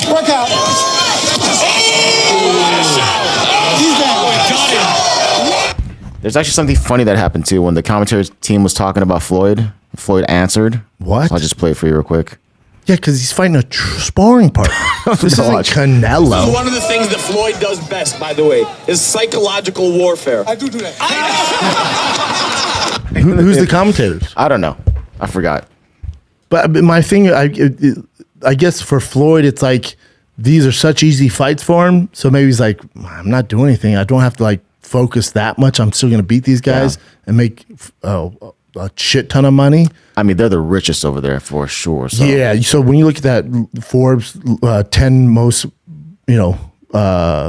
successful people, like the richest in the world, they say the richest aren't on that. They pay so you don't put them on that list because they don't want people to know. That's how much money they have. So like Elon Musk and Jeff Bezos are on that list. They say some of these sheiks and some of these like oligarchs in Russia who are dying left and right, but who escaped on their yachts and shit. They pay so you don't put them on that list. Gangster. Yeah, a little too gangster for me. But yeah, so I see that with Floyd. I'm like, what's going on here, dude? It's kind of like, when a football player retires and you see him like, doing these celebrity like Lamar Odom. Like, he's a crackhead and stuff like that, did all that stuff. Khloe Kardashian fucked up with all that stuff. Obviously money's an issue. Guy made so much money, but he fought that fucking Nick Carter. Or whatever the fuck. Aaron Carter. He fought Aaron Carter, dude. That's my thing. People go, you can do those celebrity box matches? Easy on the term celebrity. Not a celebrity here. Also, B, if you see an announcement on my social media or on the show where I go, hey guys, special announcement. They go, oh, another special? Nope. I'm fighting Mario Lopez in 3 months. Business ain't booming, daddy. Nobody's doing that shit because they're doing well in life. Yeah. It's not good. So I see Floyd doing, I'm like, man, what is really going on here? Guy has like 50 cars. He could sell his cars. He could sell his properties. I don't know. I don't get it. Or he's like, what? No, I just want to compete and this is easy work, dude. I made $40 million beating up a sparring partner in fucking Dubai. And people watch. He goes, I got to chill in Dubai with my family. They flew me private. I paid $40 million. You wouldn't do that? I'm like, yeah, I'll do that. Of course. He's like, yeah, shut up. I'm like, I'll shut up. For this money, for sure. I'm sure they're making a ton of money. Like the Logan Paul thing makes sense to me. He's like, that kid's so fucking famous and he doesn't box. Yeah, I'll do that. Connor, like, yeah, I'm retired, but this is your guy, MMA guy. Yeah, I'll do that. Yeah, I'll make all the money and it makes me even more famous. Yeah, I'll do that. And this dumbass with a splash of CT who used to be an MMA fighter, he's doing comedy now. He's going to be the narrative for the MMA guy. I'll do that, you know? Yeah. The odds were stacked against me and Connor is what I'm saying. And that's so different from celebrity boxing, which is just, that's a tough one. But this Celebrity boxing exhibition, that's pretty cool. dude. But the thing is, Anderson's doing work. Oh, check him out here, dude. And the crowd's getting into it now. Oh! Went Yep. to the body, that Anderson Silva body shop. And then That right body here. shop work. What worries me, you know, I was telling Jake this in person when he came to the improv. I said, dude, if you want the respect, like his thing, he says he doesn't care. He cares. When he says he doesn't care about the respect of fighters, he was on Forbes top, whatever, 20 richest athletes. I think he was 20 at like $40 million, which is nuts when you think about it. But he was like, I'm making money. I don't care about the respect. That's like a comic going, I don't give a fuck about anything, man. As long as I'm making money, you can't have that narrative. You want the respect of your peers. That's all I give a fuck about. Certain peers. Other ones, I'm like, okay. But with Jake, you know, it's like you care about your peers. So I told him, I said, you going after Bisping's a bad look. He has one eye. He has one eye, dude. He's an analyst now. He's crushing on YouTube. He's doing his thing, man. Yeah, I know you want a former champion. That's a bad look. If you want the respect, even though you probably are going to lose, you're going to get so much more respect calling out Anderson Silva. He's currently fighting. He's one of the greatest to ever do it. He beat Julio Chavez Jr., who is 50-3, multiple division world champion. His dad might be the greatest fighter of all time. Go for that guy. Because that's a challenge. You want our respect? Do that. Because you think, I go, I know, Daddy. I know. Your teams, I can tell you this. Go for him. You might lose. It's worth it, dude. Because if you just have a good showing, you're going to get all the respect. Because everybody in the MMA community, I don't know, boxing's tough to convert. But in the MMA community, you beat Anderson Silva, I have nothing. There's no criticism. Just a few months ago, he beat Julio Chavez Jr., dude, who's, lazy, but still 50-3. Grew up boxing royalty. Destroyed him, dude. Fucked him up.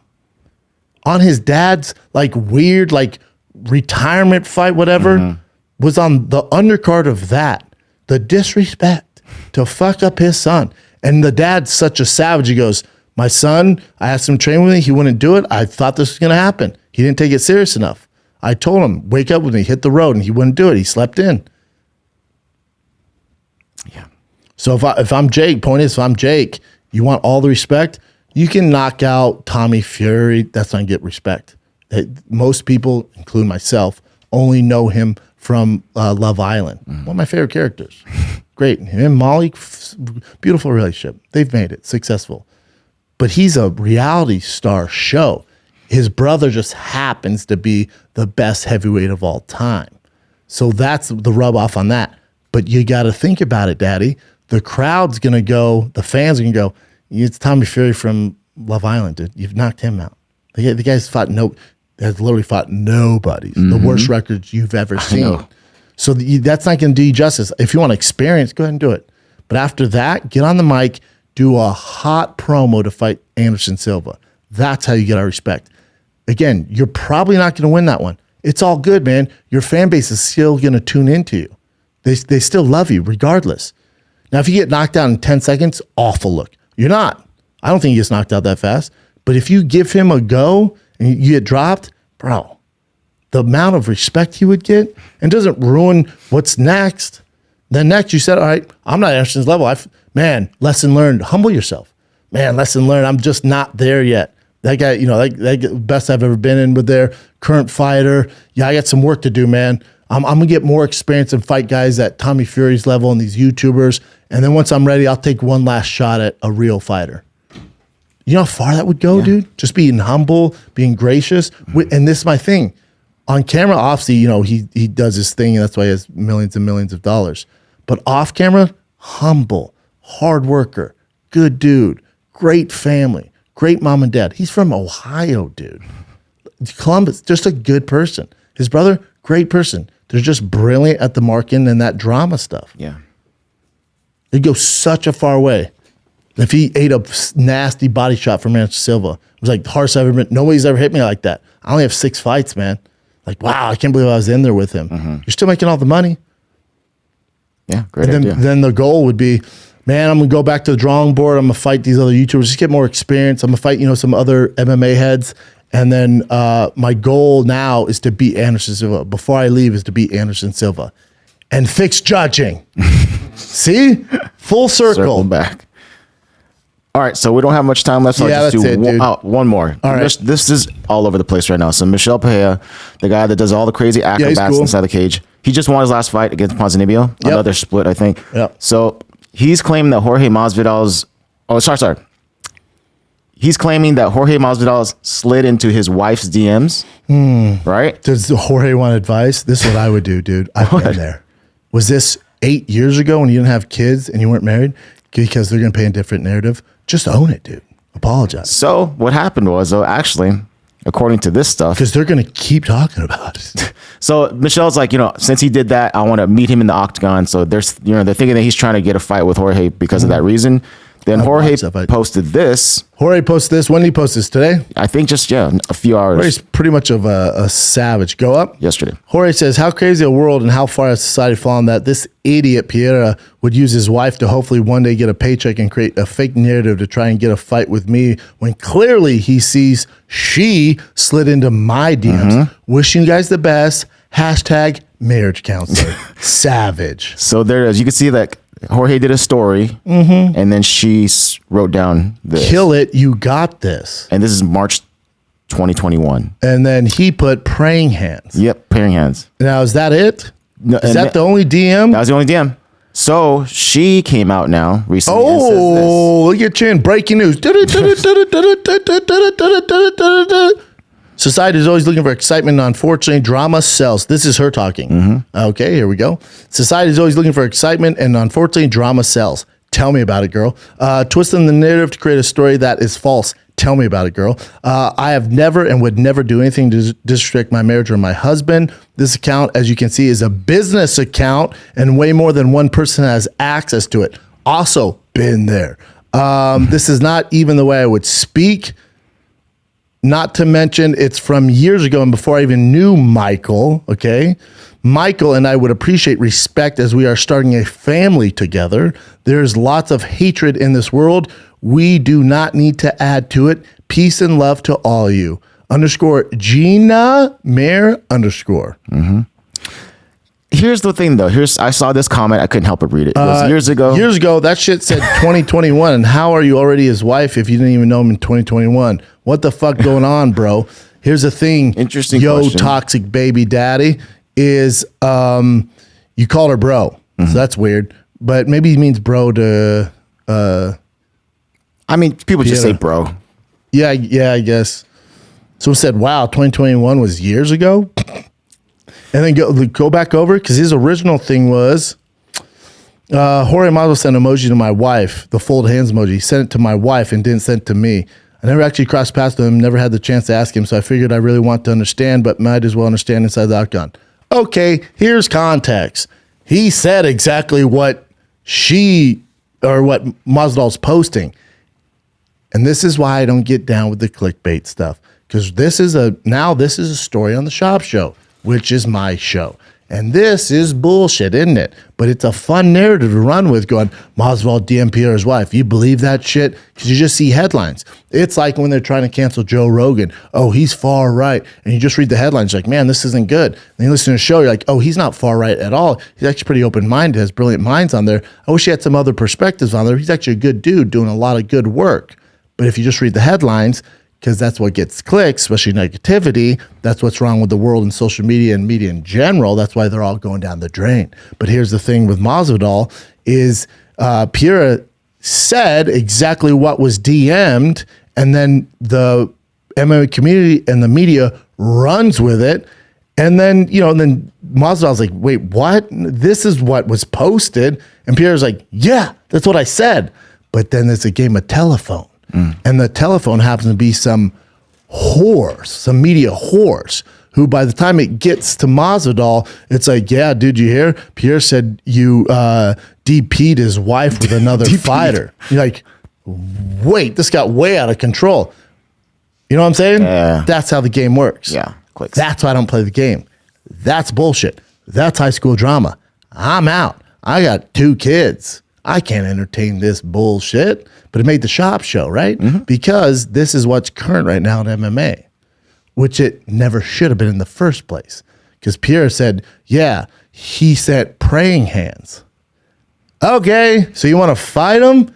Because your wife said, kill it. Good luck. It's not like she was like, I want you to suck on my tits. That'd be different. Then we should fight in the octagon. But just a supportive thing, all good, baby. But again, this game of telephone with these media whores, by the time it gets to the actual person, it's the worst thing you've ever heard. And then society just eats it up. Yeah. Like fucking Kobayashi with a hot dog. Just or Joey prime. Chestnut. More relevant. Joey Chestnut. They eat it up till they're full and they throw up. And then they move on to the next one. Then they're eating more hot dogs. Then they're throwing up. Then they're on the next one.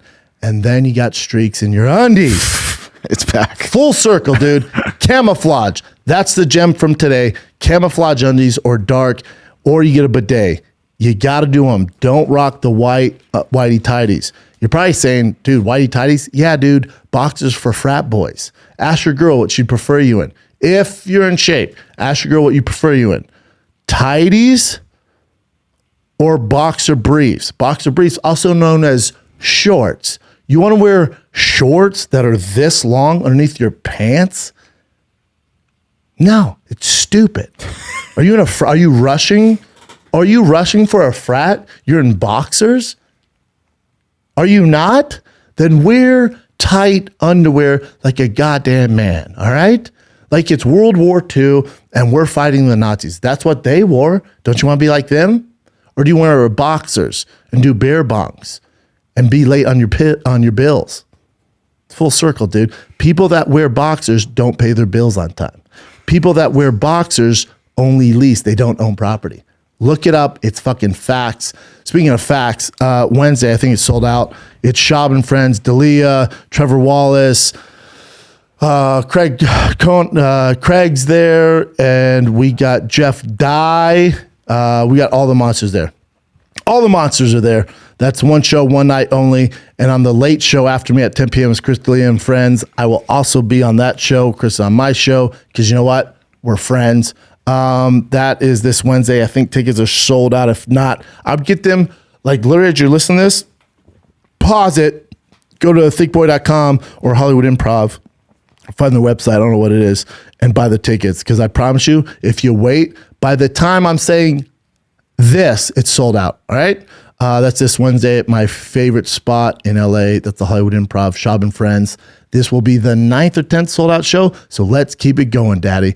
And then the big one, Portland, Oregon. Portland, one of my favorite freaking cities. So much fun there.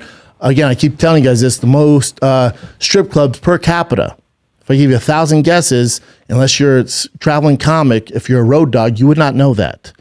It's very surprising. You'd probably pick Vegas, LA, New York, Miami. Wrong. It is Portland. Different kind of city, man. So Portland Helium, June 9th through the 11th. Come get some Portland. I've been there in a hot second, and I can't wait. That's also the home of Voodoo Donuts. So might cheat on the diet with a Voodoo Donut. That being said, I have to see the dentist because I can't eat anything sweet right now because I have 4 cavities, back molars, left and right side. So I can't eat sweets right now, but I am losing weight. So it's a very tough predicament. But I am calling Brian's dentist today to schedule something before I go to Portland. And the only reason I'm going to do that is so I can eat Voodoo Donuts in Portland. And then I'm in San Francisco. I would bet the last dollar chin is there. Cobb, San Francisco, June 17th through the 18th. That's a Friday, Saturday only. 4 shows, 2 on Friday, 2 on Saturday. That's Cobb's, baby. California. Come get some. Cobb, San Francisco, and then San Diego. This is the summer tour. Then you have San Diego, California, San Diego Laugh Factory, San Diego in the heart of San Diego, a great club. July 21st through the 23rd. That's where we shot the Patty Pimlet food truck, which is one of my favorite guests of all time. Go watch it right now. Things doing well. And then Baltimore just got announced today. As you listen to this, Baltimore and Boston just got announced today. Baltimore is August 4th through the 6th. And then I'm in Houston, September 15th through 17th. Then Boston is September 29th through October 1st. We're getting way too far down the road. But either way, a lot of East Coast dates coming up. Portland, I will see you in June. That's it. Tickets at thiccboy.com. If you want the whiskey, it's also thiccboy.com. That's it. Get up a day. Wear dark underwear. Dana, take my advice. It's the right thing to do. Love you guys. Thanks for watching. Stay thick. Stay safe. That's it.